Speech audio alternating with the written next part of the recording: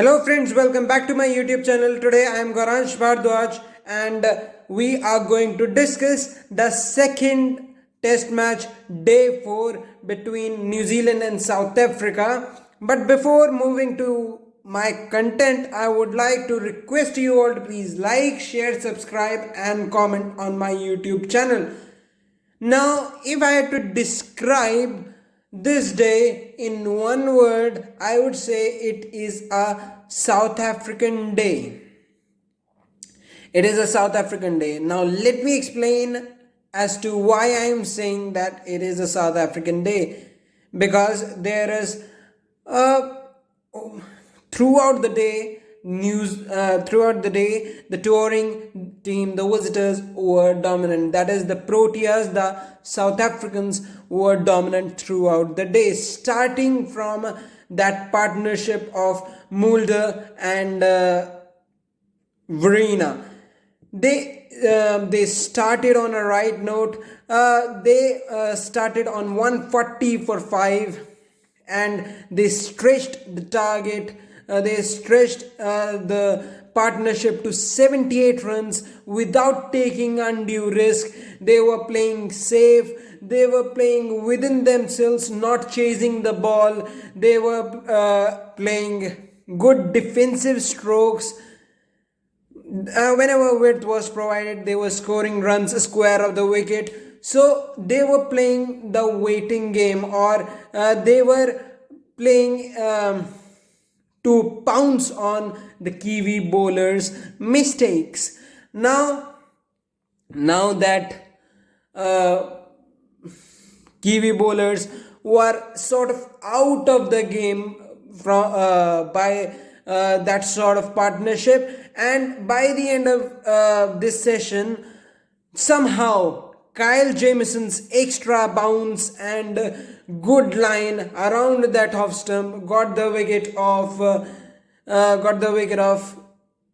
what I would say Wiaan Mulder, and then Marco Jansen also got out by a spectacular one-handed catch at cow corner by Will Young.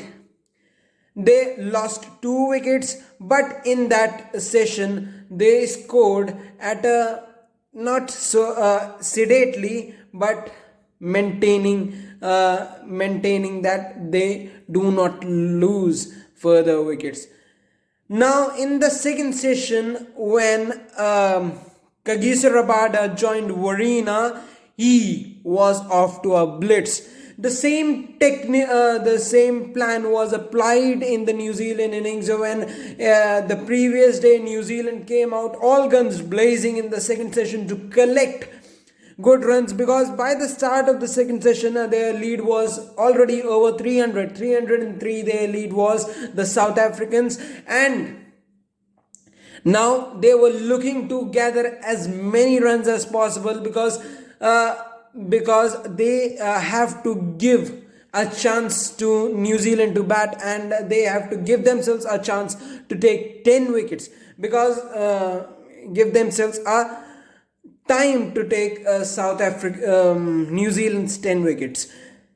Now because of that, Kagiso Rabada came all guns blazing, while Kyle Verena was playing the sheet anchor role at the other end. Rabada was full on T20 mode. 47 or 34 he scored, 4 sixes and 4 fours embedded in it, and what a spectacular innings it was. He was not letting the attack to settle. He was proactive in his approach. He was moving out of the crease, hitting the straight down the ground hitting was very much good. And at the other end, Verena playing silently but smoothly and getting to a well-deserved 100, his maiden test match 100 in his only his 8th test match, and 7th test match.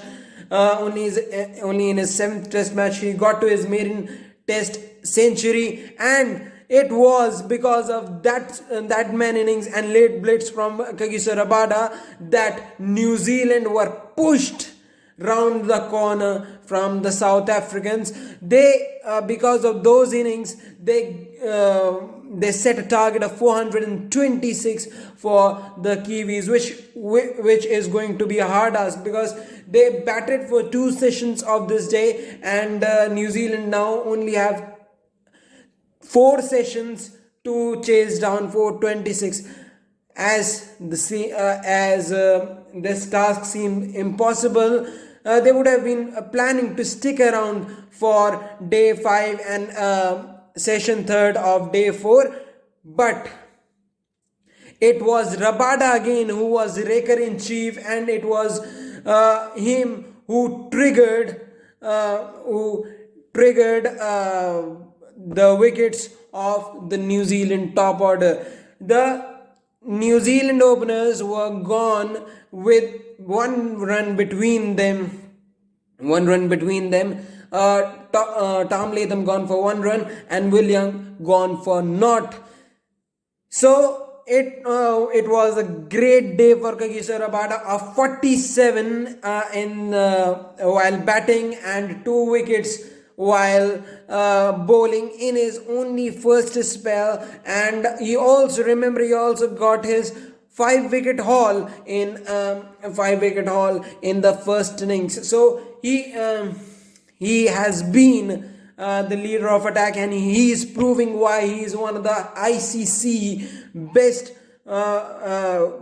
bowler, one of the best bowlers in the world.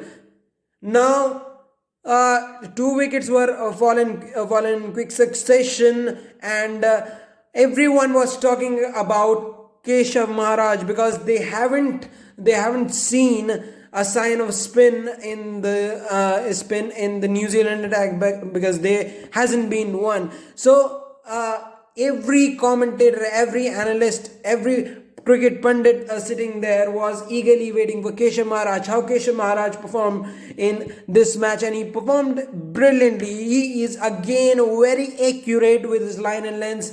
He knows that the ball doesn't spin big here in New Zealand because it is pacey, bouncy wickets, but if you stick to your line and length, you are bound to get wickets. And he got 2 major wickets. So first of Henry Nicholls, the left-hander tad bit lazy while playing the shot and getting the off ball rooted out, and the second one was one of the bigger one because Daryl Mitchell and Devon Conway were setting a partnership there of they set a partnership of 56 runs between them, and they were looking in control before Daryl Mitchell was out by Keshav Maharaj. Now the New Zealanders sit 94 for 4 at the end of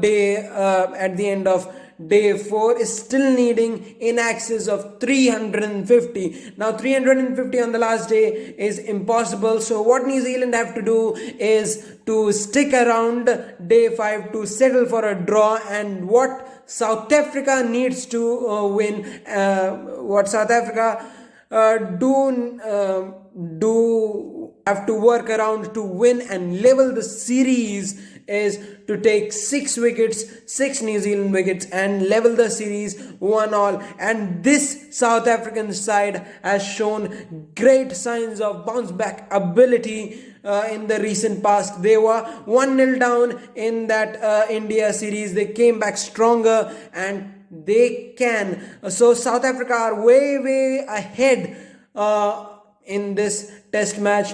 Can New Zealand settle for a draw, or can South Africa win and level the series, which is looking ominous now? Thank you. Please don't forget to subscribe, like, share and comment on my YouTube channel, and keep supporting me. Thank you very much.